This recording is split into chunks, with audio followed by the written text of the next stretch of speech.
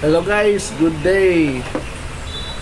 Gawa tayo ng ano ngayon, ng pellets na 18 grains.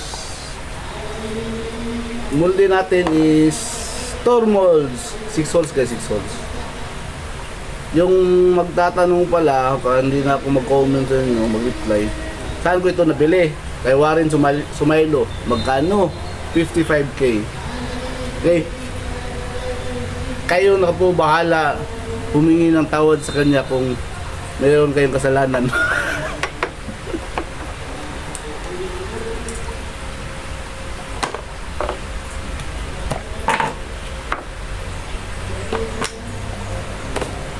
So 18 grains guys, ang gagamitin natin na ano blank is ito 21 grains ang cutting, 3.5 mm diameter. Hanggain muna natin dapat kasi ano guys, fix na ano. Ay, luwang na pala.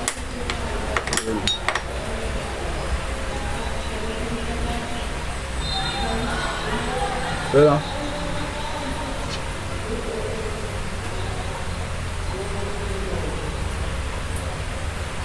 napakaganda pagkagawa.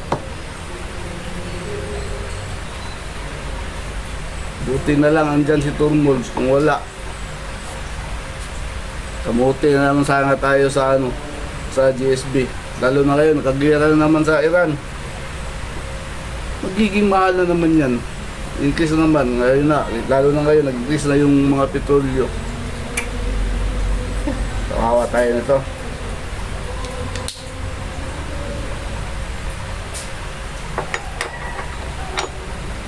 Ito guys, ano to, pwede ba ganyan baliktaran pagkalagay, pero ako isang ano, meron akong nilagay na pala tandaan para isang ano lang talaga, para yung fit niya pareho lahat yung ginagawa ko, para hindi magbabago-bago yung ano, yung timbang. Yun ang na-discover ko guys sa kanya dito sa ano, fix. Dapat one side lang, meron kong tuldok dito at saka din dito. Dapat paglagay doon siya, hindi pwede baliktad kasi pag binaliktad guys, nagkaroon ng ano, magbabago kaunti yung timbang. Tapos shot na lang, slide na lang to.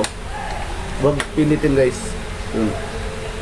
Tapos 3 pin ang ginagamit ko guys. Ito nagpagawa ako isa. Kasi itong original niya, grabe ang tigas. Madali na siya mabali pag ano na tawag mo. Hindi straight yung pagka-diin. So yung pang-una pagawa ko kasi yun yung hindi talaga message kasi nakaangat pa yung pin. Tapos yung pang skirt niya, stock lang to. Hindi ganda naman tumama yung stock. Nagpagawa ako ng bagong pin design skirt pero okay din naman, pero dito na ako sa stock, maganda. Saka yung pang-cutting kasi automatic guys, semi-automatic ang term nito na ano. So first, diin muna gamit ito. Lambot Nilawang na yung ano ko guys. Bakal kasi itong pinagawa ko. Medyo kinalawang na ano lang to, Allen bolt. Kasi naghahanap ng Allen na tools. Kasi naghahanap ako ng matigas na materialis. Lahat nakita ko ano yung sa parte ng sasakyan. So nung nagpasyal ako sa sa mga tools, kita ko Allen. Allen pala kasi chrome vanadium mga Allen. So matigas din ng materials yung chrome vanadium, saka pwede ma-harden. So Allen na lang ginamit ko, mas mura pa. Sa bumili ako ng mga ibang mga shafting material. Pareho lang din naman. I-harden lang ito, naka-harden na to. Kaya lang kinakalawang. Kasi pag stainless guys, na-ordinary 314 at saka 316. Madali mayupi. Yung series 400, 440C pero mahal masyado. Yung isang ganyan na I think 2,000 nata yun. Sakit sa panga. Okay guys,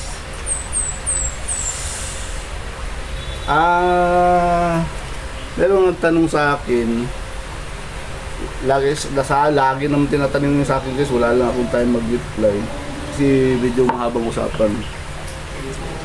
Ano daw yung gamit ko na receiver? Tsaka para sa akin, ano daw yung mga pinakamaganda na receiver ngayon sa market natin? Napakagandang tanong. Ako guys, ang ginagamit ko talaga na receiver is yung mga naka 3 stage na trigger, kasi sawa na ako dun sa sa 2 stage. Yung 2 stage guys, yung pagkasa mo, sabit agad yung makita mo sa pin, dalawa lang. Yun. Tara, yun na yun. I-research nyo na lang yung 3 stage na trigger sa sa Ergani. Yung pinakamaganda nakita ko na guys, sa receiver, umpisa tayo sa Luzon ha, yung nakita ko na maganda yung quality talaga. Siyempre number 1, GC Mag. GC Mag, yung pilit na ginagaya pero hindi magagaya-gaya. Kasi yung gumaya sablay. GC Mag guys, napaka-flawless ng GC Mag. Kahit ako, pangarap ko din yan na receiver, kaso medyo gipit pa sa tayo sa budget ngayon. Inuuna ko pa yung mga mas importanteng bagay. Kasi again, hobby lang yun. So ayun, GC Mag. Then sunod, Luzon muna ha. Yung mga receiver ni MD, napakaganda din nun. Yung kita pala kilikili po.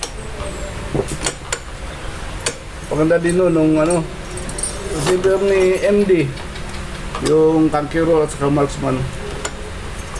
Dear Santa po yun, tatlo yan, yung kay MD at saka kay GC Mag.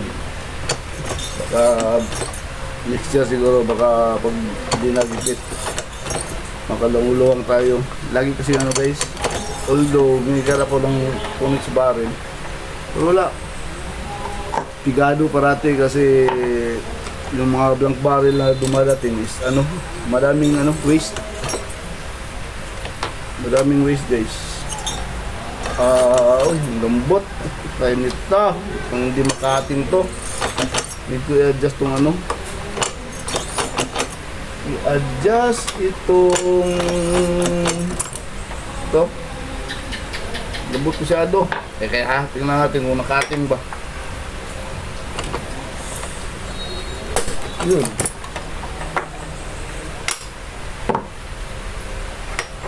Yun guys. Cutting ko lang.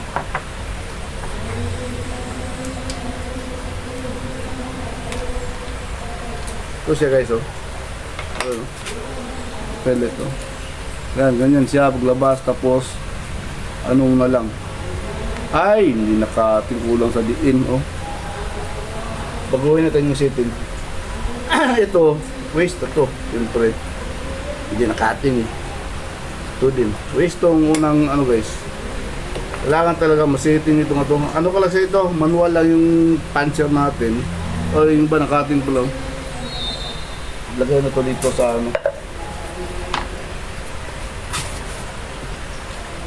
saan yung isa? Mili na yun. Katin pala so kunti na adjustment ito, pareho lang din naman timbang ito, timbang natin.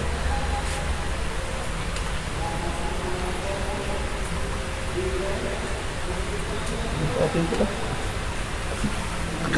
kunin ko muna yung ito guys, dapat ingatan, huwag mahulog kasi pag nahulog to at itunaw na yung pin, disgrasya, mahal pa naman ito.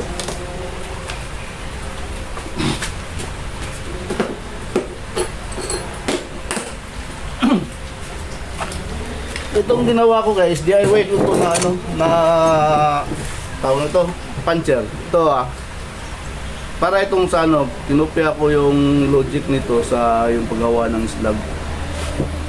Yung sa mga press slab, ganun, mga kurbin. Kasi pag diin mo ganyan, diin to. Pag diin mo pa, babalik siya, angat, kita nyo. Lagyan natin ng pin para makita nyo yung diferensya. Tungtong natin yung pin dito. Yun, di ba? Lapit sa pin. Pag di yan, angat yan ulit. Yun, di ba? Umangat. Tapos, bali isang dalawang diin. Yun. Kasi nung nakahanap ko sa Lazada ng puncher para dito, mahal. Pura ko mahal, no? Wala kasi akong bad pera, guys. Eka. Ang gawin natin, ay, kaya pala maluwang. Ano ba yan? Sitting muna natin, guys. Nako.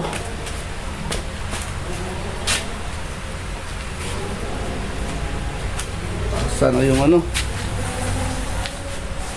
yung ito.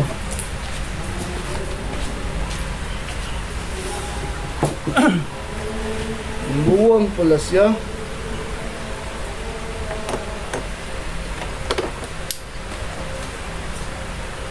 Simbolo muna natin. Balik natin. Setting natin ulit.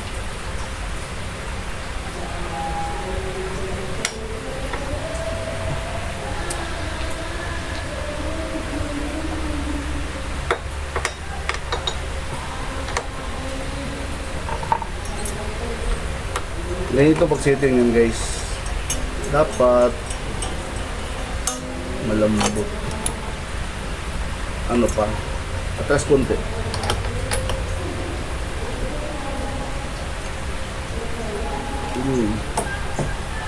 Tapos ito ipitan itong taas. Yun. Set natin. Yun. Yung pangkating. Testing natin yung pangkating. Dapat ito pero pantay naman to. Tinutod ko na. Ayun, kulang sa diin konti.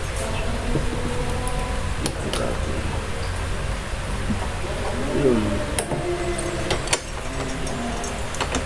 Yan. Yung ito.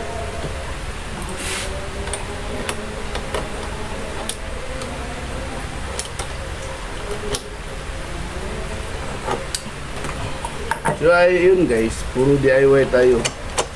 Actually yung paggawa ko ng baril, DIY lang din yun. Pero unang nagturo talaga sa akin paggawa ng baril si Bro Arden Castanos, tsaka si Tatay Chris Reyes. Sila yung bigay sa akin ng idea. Yun, nag-trial and error na lang ako, research and development. Yung R&D, research and development. Yun. So anyways, balik tayo dun sa guys, sa usaping receiver.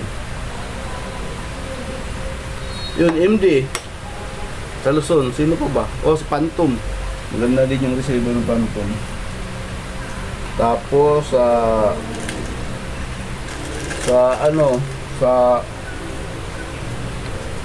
Visayas. Visayas, si Taurus, si Undo de Roma, at si M3. Yun, magaganda mga receiver nila. Pwede pang competition, guys. Ang yung pang competition ko pang competition na kasi nilalaro, guys. Di ako naghahunting, bira lang pag may magyaya. Competition talaga ako nakatutok. So ayun, tatlo. Pati yung ginagawa ni din ngayon ni Bro Sander Aguirre na yung Prestige Trigger. Basta fan kasi ako ng Prestige Trigger, guys, kasi sa competition, guys, pag hindi talaga super lambot, yung iba sabi na malambot, pero meron kasi term na super lambot. Doon ako sa super lambot, guys, kasi ang trigger pinaka-importante sa competition. Kasi sila sa guys, pag trigger squeezing, ako trabaho ko ngayon ito yung grapes ko napag-iwanan ko na. Lagi na ako trabaho, lagi na akong pumuputok taktis dahil sa barrel. So ayun, yung trigger, guys, na-observe ko itong trigger, daliri mo dito, iba ang patama niyan. Kahit parang setting ito, ipaloob mo iba, ganyan mo iba din. Dapat itong daliri mo nakapisto parati sa permanent sa dapat lagi ka talaga puputok para yung muscle memory mo andun na. Yung trigger, pinaka-importante. Prestige, yung mga super malambot na trigger guys. Saka yung hindi nag-blue back. So, ayun, sa Visayas, yun, tatlo. Taurus, kay Sander, si Entry, saka si Indo Rioma. Yung mga Indo na receiver guys,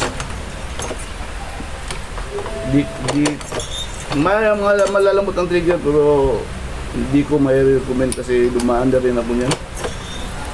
Madali masira yung mga ano nyo guys. Pangit yung aluminum nila, lambot. Yung sa thread, pag lagi mo tinatanggal, nalulus thread. Tapos yung ang dami mong babaguhin kasi yung Indo na unit mahina. Ang dami pa kasi pag 177 lang yung ano design, halos babaguhin mo lahat.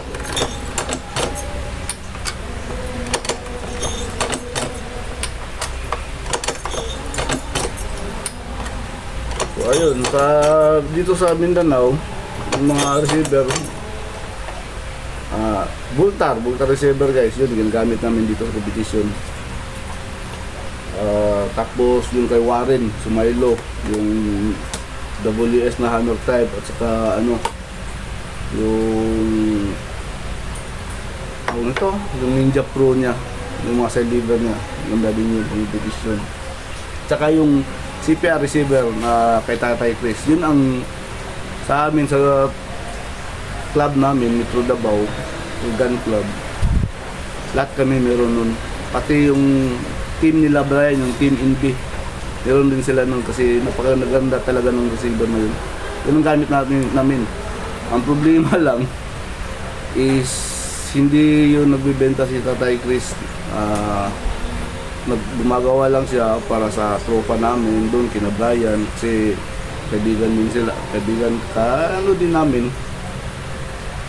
Lagi nagkikita yung mga shooter sa Davao lang usually yung binibigyan mga ibang taga-Tipolog meron kasi nabintahan ni Tatay pero bihira lang mostly taga Davao lang binibintahan ni Tatay kasi ano si Tatay hindi naman siya talaga gun manufacturer siya pero nakapokus sa live. Yung sa airgun ano lang habi-habi mo, so bihira lang gawa. Kung gusto niyo magkaroon ng receiver na ganun, doon kayo sa halos pareho do yun sa sa KMD, yung sa Marksman. Yung Marksman MD, yung labas ng hangin dun sa tuser. Hindi mo na kailangan yung pin tuser. Doon kasi sa pag-setting ng pin tuser, doon kasi nahihirapan yung iba. Kaya yun. Ang problema lang nito guys, medyo mabagal to kasi matigas tanggalin. Hindi mo naman pwede pupukpukin. Pwede to pupukpukin kung meron kang copper mallet, pero wala akong copper mallet. Nag-order pa ako sa Lazada. Kasi pag pupukpukin mo ito ng ibang material, baka yung magamit mo is mas matigas dito, masisira to. Tapos pa naman siya. Tawag nito, naka-tapered. So, lang muna, pang personal lang naman, ganito lang muna. Dikwat. So, napaganda nito guys na molde. Ayan, pwede, yung iba kaya naman tanggalin ng kamay. Hindi dikwat din. Ayan Ayan, cutting na yan siya. Ayan Yun, diba? Again guys, sa mga magtatanong kanino ko ito nabili, kay Warren Sumailo. Galing to kay Turmolds. Nabili si Warren doon. Tapos siyempre nag-jack up na siya. Alangan nag-invest siya ng ng pera at saka kaba. Baka matingga sa customs. Kailangan normal na yun, mas mahal. Alangan naman, sino ba namang magnegosyo ng palugi, di ba? Kung gusto mo magmadali, bumili ka kay Warren at saka kay Lartahan kasi meron silang mga stocks. Pero kung hindi mo pa kailangan agad, hindi ka makapaghintay, pwede ka dumirekta Kaltor, mas mura. di ba? So ayun. So isama rin natin yung ano sa mga receiver na na-observe ko na maganda na nagamit namin din. Number 1 talaga sa akin yung ano, si tawag ito? Si GC Mag. Flawless na flawless yung receiver ng GC Mag. Tapos number 2, siyempre kay Tatay Quiz, ginagamit namin. Flawless na flawless din. Hindi lang siya ano, side leader lang siya yung Tatay Quiz. Tsaka yung kapit sa barrel, ano lang 2 inches. Pero wala namang problema kasi kinakabitan namin yung 27 inches. Hindi naman nagbabibrate yung ano, barrel kasi basta straight lang yung bore sa yung inner bore ng blank barrel, hindi siya nagbabibrate. So ayun.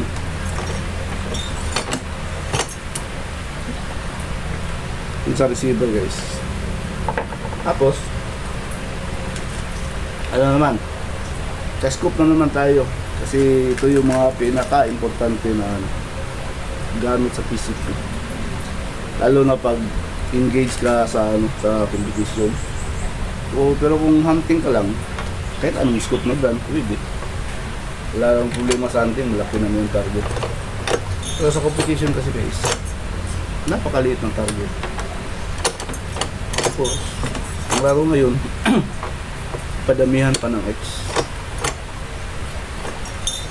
So ang ma-recommend ko guys sa ano, sa scope, so, siyempre Pinoy tayo, hanap tayo ng mura, diba?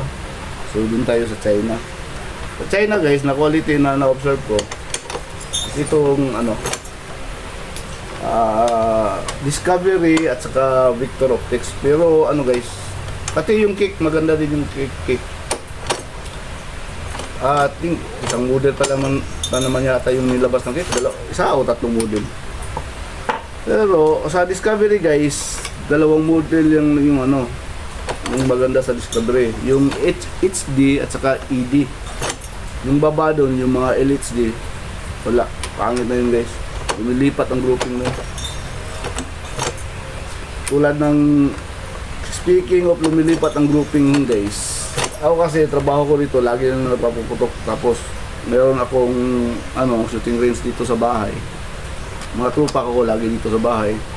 Siyempre yung mga scope na nabili niya, nasusubukan ko rin. Subukan namin, observe namin kung ano yung ano, performance. Aside from sa China guys, ano na try namin na common dito sa atin sa ano, sa Pilipinas. Aside from Keck, Discovery at saka Victor Optics, yung iba wala. Panis sa competition. Kasi bakit?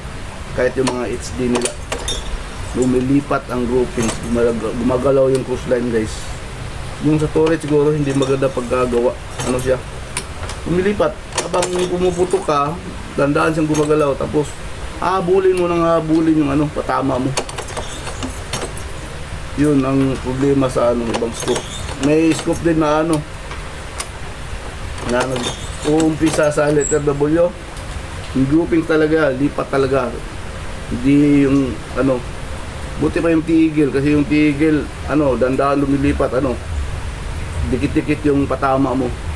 Yung isa, lumilipat talaga guys. Ito yung unang patama. Dito siya, oh, hindi siya, ano, so paglipat niya, bibi agad yung lipat niya.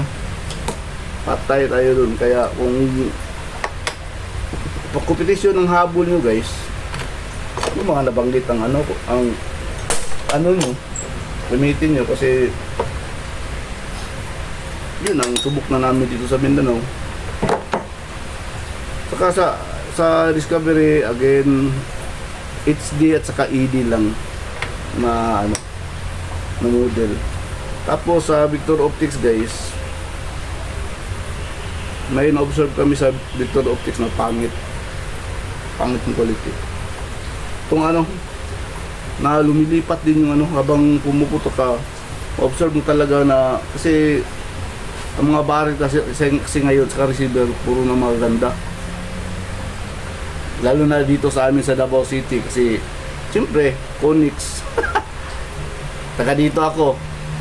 Si Brian, PRNB, kapitbahay ko. O, dalawa kami dito. Siyempre, dapat maganda talaga baril namin mga shooter sa Davao City. Dalawa kami mikron dito sa Davao City. Kami ni Brian sa PRNB. Kapitbahay lang kami. Actually, magkapitbahay lang kami. Wala pang 1 kilometro. Kapit barangay pala. Wala pang 1 kilometro ang bahay namin layo. Yun.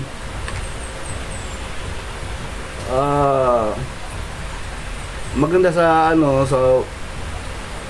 sa Victor Optics yung mga high-end nila, yung mga lifetime warranty, yung Continental, Taurus, Tauron, saka yung 10 to 16 la, basta yung Minotaur, ganda yun.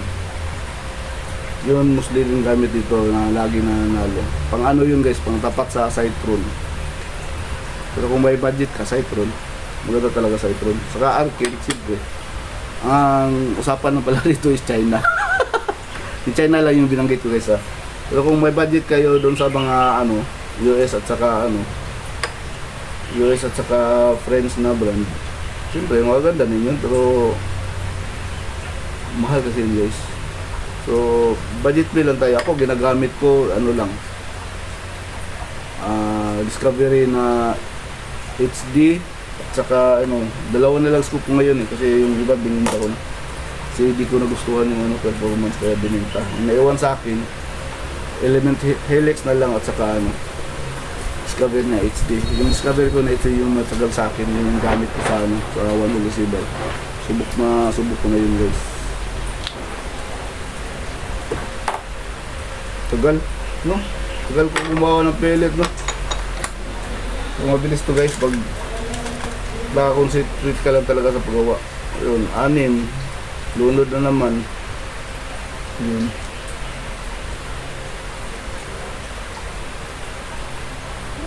Uy! Hindi ko pala nadiin. Dapat guys, bago mo diin muna nitong dapat isang pangdiin ka lang para mag-uniform yung diin mo ng ng mulde. Kasi naka-tapered to, ang lock na tapered. Sa akin guys, ito yung pinakamaganda na bilhin kasi possible hindi ito masira basta huwag mo lang malaglag. Kasi naka-tapered siya habang bumabaon, lalo itong dumidikit.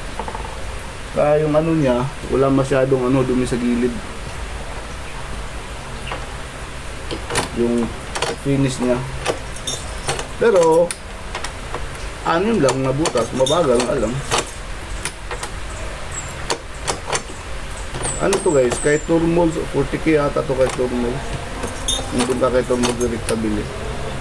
Iwan ko kung magkano pa mabayaran dun sa customs. Kasi yung mga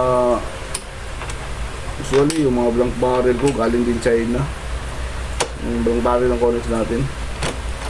Yung sa 40k na halaga ng ng barrel, usually nabayaran sa customs guys nasa mga 9k, mahal. Yun. Mga 9k kasi meron akong 5 lang yun. 15k, umabot ng 36 yung depende din guys, maka-duty siguro dun sa custom. Pababago-bago, hindi pareho yung rate nila. Sa timbang daw, namin sinasabi ng courier, bali na lang, importante dumating. Diba? May magamit. Bahala na si Tarzan. Ito guys, kung bili kayo ng mulde guys tapos wala kayong budget dun sa para sa mechanic, tawag dun sa mechanica, yung electric na punching machine, yung tag 30,000, pwede na to. Pareho naman yung bima kasi pareho naman dito kasi to, yung puncher ko design ito sa tulad dun sa pang slug. Inopya ko lang. Siyempre, YouTube. Diba? Ngayon panahon, sino ba naman ang hindi kong kopya? Kung makakabenepisyo sa kayo, why not, diba?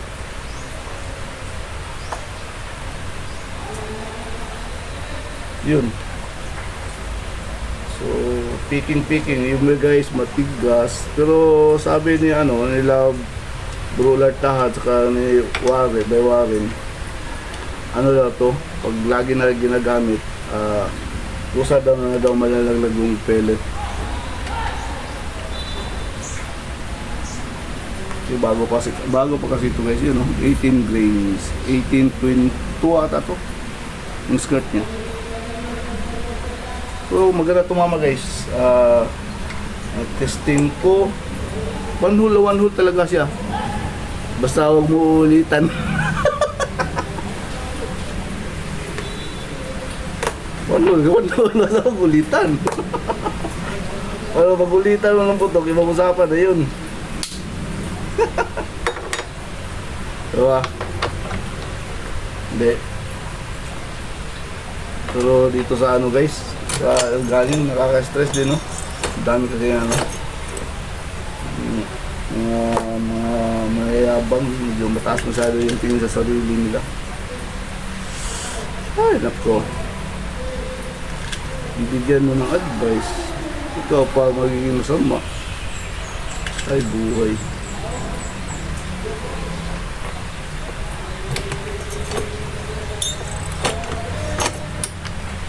Bahala kayo dyan. Kakita na tayo sa rings. Saka padamihan din tayo ng maiuwi na medalya at saka trophy.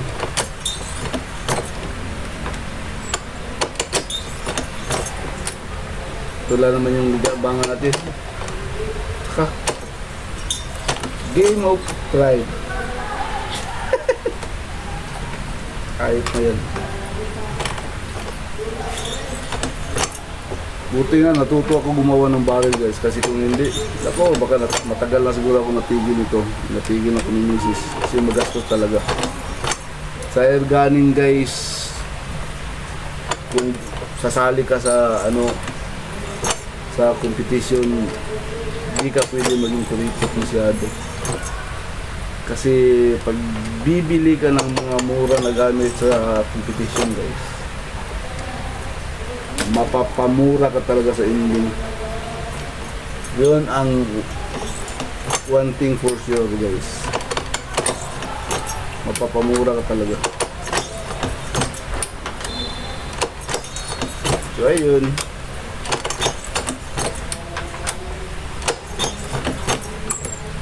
ayun, usually ang guys, labor ng paggawa ng pellet 50 cents per piece. So, ito akin 6 lang. So, pagbukas, meron na akong 3 piso.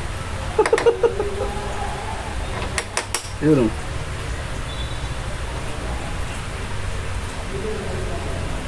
Dali ito guys, pag ito, bukin mo ng... Kaso wala tayong wala tayong tawag nito. Wala pa akong copper mallet talaga guys, o yung hard matigas na kahoy, pwede yun para yung ipinoklok mo, yun ang masira, hindi ito. Kasi pag gumamit ka ng ibang materials, lalo na martilyo, baka mas matigas yung martilyo, ito yung masira, hindi nakapasok dito sa nakatipad kasi.